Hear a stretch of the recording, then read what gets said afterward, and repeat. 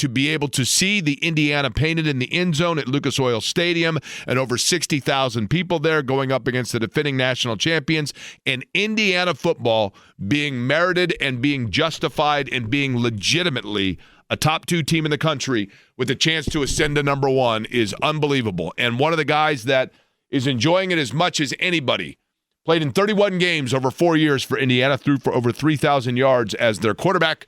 Chris Dittoe joins me on the show, and he has been breathing into a brown paper bag for a week and a half in preparation.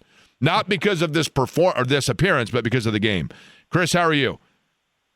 Oh, Jake, I'm doing great, and you couldn't be more right. I feel, and this might sound really corny, but I actually feel, I haven't felt like this in a long time, and it feels like I've felt like the night before a game. And honestly, like you said, I feel like I'm nervous.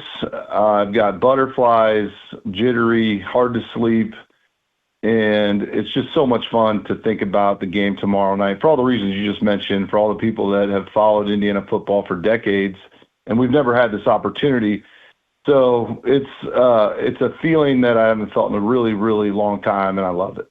Chris, let's go back to this. And listen, I want to be clear here, right? I in no means am I saying any of this to disparage the efforts of you, your teammates, and those that came before, right? But the reality is, as you know, it's beyond, the wildest dreams of anybody, really, that here is where Indiana is. Until last year with what they did a year ago, because obviously the groundwork was laid. But when you were a player at Indiana, and I know that you guys believe, I get it, and you had good coaches and all of that. But was there ever a time where you almost felt like, I guess in the end, we are not the Michigans, we're not the Ohio States. How much did just branding or perception become one of the challenges that you faced as a player, if that makes sense? It does, and I think it was a huge factor for us mentally, because I think when you're getting recruited, no matter if it was in the 70s, 80s, 90s, 2000s, and you're getting recruited to a Big Ten school, whether it's Minnesota, Indiana, Ohio State, Michigan, or Penn State, you feel like if you can play in that conference, you can play with anybody, you can beat anybody, but at the end of the day, we would still play at a place like, in Columbus, or play at a place like Happy Valley or at Michigan. And while back in the 90s, we would compete for a half, or we would compete for 3.5 quarters, and then inevitably we would do something to lose the game, whether it would be turn the ball over, or it would be give up a big play, or a kickoff return, or a punt return for a touchdown, and the game would just flip, and then all the momentum would be lost. And I think a perfect example kind of in that regard for us in the 90s was when we played Wisconsin this year, and we were only up 10-7 at half. And everyone was frustrated and like, what is wrong with this team? We are not, it was just, and I was at the game and I'm just like, Wisconsin used to be us. We used to be the ones that were battling a top 15 Wisconsin team or a top 10 Ohio State team, and we would be tied at half, or we would be, down 3 points in the third quarter, and the Ohio State or Michigan would then take over and beat us by 3 or 4 scores, like we did against Wisconsin, if I'm making sense. And so it's crazy to see the shoe on our foot, to watch us play a game like we did against Wisconsin, be down 10-7, everybody get frustrated, and then us turn it on and win that game, because that was us in the 90s. We were Wisconsin in the 90s, and we would battle for 3 quarters and then inevitably lose the game. And I think a lot of it has to do with the tradition, the expectation, all of that why we would lose the games back then. And now we've just totally flipped the script. And it's been incredible to see, and I can't believe it continues to happen. I think, Chris, one of the things, Chris Dittoe is my guest, Java House Peel and Pour guest line, the former Indiana quarterback. One of the things to me that has been the most remarkable about this is a lot of what you're talking about, I have always felt, the 3-quarter compete, right? is depth. I mean, Ohio State or Michigan, they're rotating subliminally. Right. They're rotating guys in every third play in quarter 1 or 3 that are also, you're going from a 5-star to a 4 3/4 star guy, right? Yeah. And in Indiana, you didn't have the luxury of that depth. And I still don't know that Curt Cignetti's group now has the luxury of that depth, but what they have is this incredible ability to almost know the offense or the game plan or the scheme of the opponent more so than the opponent does. The level of coaching and fine-tooth like comb of every aspect of every angle of the field with this group, to me, has been the most, just amazing thing to watch. What has been your observation in that regard? I totally agree. And I think when you watch, who was it that we played earlier this year? I think it was UCLA, and they ran a fake punt against our defense. And if you watched how we executed that play defensively, I think it was like a reverse, fake punt reverse. Life moves fast. It's fierce, persistent, determined. At City of Hope Cancer Center, we are too. Our groundbreaking research and discoveries have impacted millions of lives globally, moving science forward with the hope, passion, and speed every diagnosis deserves for a cancer-free future. City of Hope, serving the Midwest, pursuing cancer cures at the speed of life. Save over $200 when you book weekly stays with Vrbo this winter. If you haven't seen your college besties since, college, you need a week to catch up in a snowy cabin. Take a week-long vacation and save over $200. Book now at Vrbo.com. And we had a guy in every single position that needed to be where they needed to be defended, in the right place at the right time, shut that play down like we knew it was coming. And to your point, Coach Signetti, defensive Coach Haynes, Coach Mann, they do such a great job of preparation. There's film study that we are prepared, as well as all of these teams.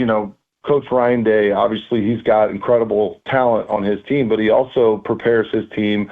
And I feel like for the first time in a long time, we've got a coach and a coaching staff that prepares our team as well, if not better, for each and every situation that they might run into in the course of 4 quarters of a football game. And that's why that's why we are not only, we're in these games, but we believe that we can win these games, like the Oregon game. Unbelievable to, the adversity that Fernando Mendoza faced when he threw that pick 6. What happens? Nothing. They don't blink. They come back and they go and they drive right down the field and get the game-winning touchdown.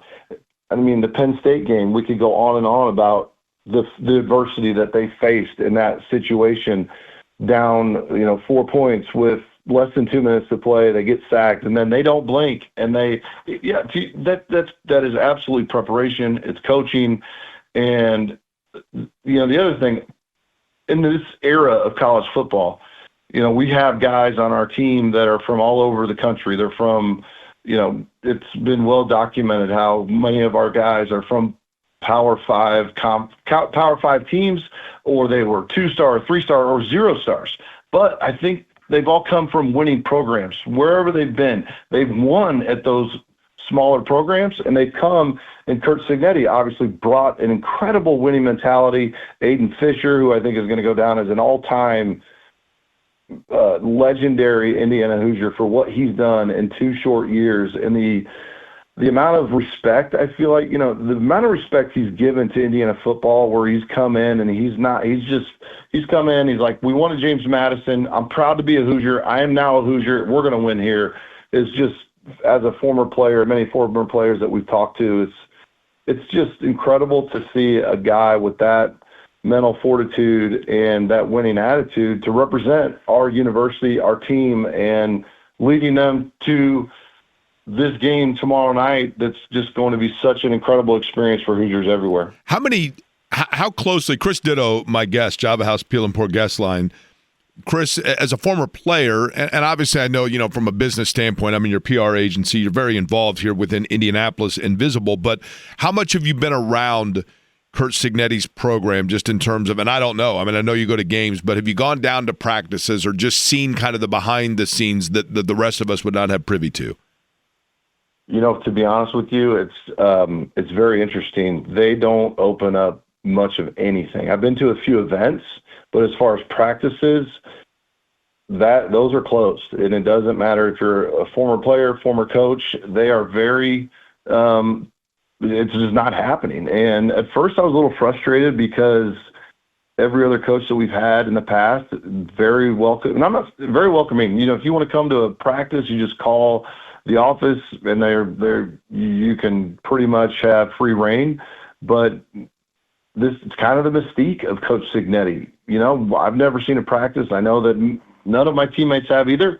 So to answer your question, no. And I would love to. I would love to be a fly on the wall and watch Coach Signetti watch film, which from what I understand and talking with people, that's what he does. And that's what he does very, very well. And his ability to dissect and retain what he watches on film of opposing teams to create those game plans is something to behold. So unfortunately, I have met Coach Signetti, and it was about a 5-minute conversation because he's all business. He's all football. He was friendly, but he's just on to the next thing. He's worried about how can we make this program better. There's no BS involved, which at first I was a little frustrated, to be honest with you, but we're 23-2. So let the man do whatever he wants to do. What is the game plan for Chris Dittoe and like some of your former teammates tomorrow night? Yeah, so we're talked about doing a doubleheader of going. We're not going to go to the basketball game. My head might explode. So we're going to get together about 4 downtown. Got a buddy who owns a business down there. So we're not going to try and go to the bars. I think that's just going to be an absolute madhouse of a scene. So we're going to go to a buddy who's got a business right across the street from Lucas Oil. We're going to tailgate there, kind of indoor and outdoor, watch the Alabama and Georgia game, and then probably go into the stadium around 7 and witness something that I think we all never thought we would, and that's Indiana in a Big Ten championship game. And while, it is kind of the appetizer, it's Christmas Eve, or it's something that we know we've got bigger and better things on the horizon. I still think tomorrow night is critical for us to compete, to stay in the game, to win the game, and I think we can, because winning a Big Ten championship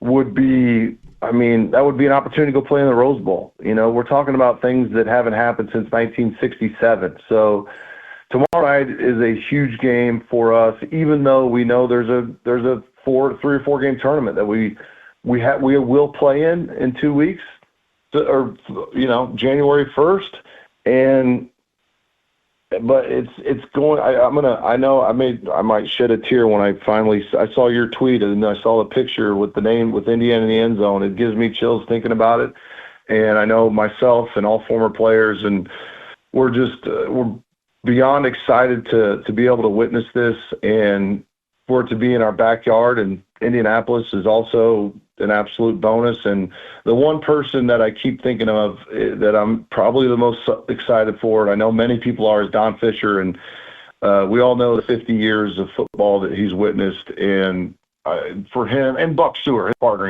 he was our coach down there as well. I'm just so happy for him because I don't think there's anybody that's gone through more of Indiana football, the ups and downs. So I can't wait to hear his call because he's such a pro and he's a Indiana legend, as we all know. So I can't wait. I'm assuming you'll be at the game as well. You know what? So here's the thing. I was going to go, and then at the I shouldn't say that. I was extended the opportunity from somebody that was going to get a suite, and then the prices just went bonkers. So they said, what? I'm not getting a suite after all. So I'm just going to go down and soak in the atmosphere. Instead of going to the game, we're going to go down. We're going to try to find a bar or restaurant downtown and just soak it in. It's going to be a madhouse, right? But there is part of me, Chris, that I want to be able to look, I want to see them win, and I want to see Indiana win as much for, as everybody we're talking about, as well as Terry Hepner and Bill Mallory and all of it, right? I want to see that as much as, but then there's part of me also that more so, I just want to see Ohio State lose. I think that that you know what I mean? That's a factor too. Yeah. But just the overall buzz and energy, I want to be able to soak in all of it, because I just never thought we'd see it in terms of all the energy downtown. I love downtown Indy this time of year anyway, but right. So no, I'm not going to actually be in the stadium, but either way, it's going to be cool. You know what I mean? That's great. I mean, I love it. Listen, I never thought I'd see it, and I know I'm going to end with one other thing, and I wanted you to kind of piggyback up this. I don't know if you remember me asking you this, but I thought it was a telling comment. I asked you one of the times this year when we were talking if this is the first time in a long time that when you sit down on an airplane or when you're at a restaurant in Georgia on a business trip or whatever, and you say like, oh yeah, I was a college football player. Was there ever like a hesitation in saying for Indiana, as opposed to now the pride that it gives you, rightly so, to be able to say you're a part of Indiana football, and just that overall, I guess, the push out of the chest that is now allowed for all of us, but notably for you, what does it mean for the football fraternity of Indiana University and the alumni? Well, Jake, you're gonna make me tear up, honestly, because it means you just go back and you think about what all the work we put into it was immense. That every college football player, any college athlete puts into playing a sport in the Big Ten. There's a lot more losing than there is winning, especially what we experienced. But you still always had that hope at the beginning of every season that this is our year. And it never was. And now that it is our year, and it has been for the last couple, and to see the transformation of Memorial Stadium to 35,000 to now 55,000, it's just such a gratifying feeling of pride to watch it. And not only that, to watch a team that is so proud to represent Indiana football, and to represent it in a way that they feel like we're here to stay, and this is something that can continue and last for the next 10, 20, 30 years because of the culture that they have built, and all of these guys that have come in and they have never blinked. And all of these guys have, I feel like I've never felt before where guys on this team embrace players from every era, and they want us to be a part of it, even though we haven't necessarily been around the team. It feels like we are a part of this team. And so that's about as good as it gets for me, and I know for the rest of the guys that played there, to be able to say, hey, we're going to play Ohio State tomorrow night, and we feel like we have as good a chance to win as they do. What more can you ask for as a former player that we all put a lot of blood, sweat, and tears into that program, and now to watch a team that's actually getting it done, it keeps me up at night because I'm so excited. So tonight is going to be a long night, and I just can't wait for tomorrow. Well, I can tell you at 3:48 in the morning, if you're staring at the ceiling and you can't sleep, just shoot me a text. I'm up. Yeah, we'll go drive around. I will, man. I will. All right, Chris, I appreciate it, man. Enjoy it and soak it all in. All right. Thank you so much for having me. Hopefully we're talking in a couple weeks and we're either in Pasadena or Miami or somewhere fun. Well, they'll definitely be somewhere warm. There's no doubt about that. Chris Dittoe joining me, Java House, Peel and Pour guest line. Tomorrow night, Indiana and Ohio State for the Big Ten title.